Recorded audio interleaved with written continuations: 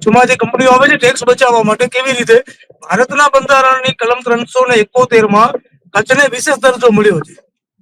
આ વિશેષ દરજ્જો મળ્યો છે એટલે કચ્છમાં કોઈ પણ ઉદ્યોગ આવે એનામાં એને ટેક્સમાં રાહત મળે. હવે ટેક્સમાં જે રાહત મળે છે હજારો કરોડો રૂપિયા હોય છે. જ્યારે અને પાછું એવું છે કે ટેક્સમાં રાહત મળે અને કચ્છના સ્થાનિક લોકોને 80% લોકોને રોજગારી આપવાની. જ્યારે આ નાલાયક કંપનીઓ જે છે એ રોજગારીના નામ ઉપર કોન્ટ્રાક્ટ પ્રથા થોપી દે છે.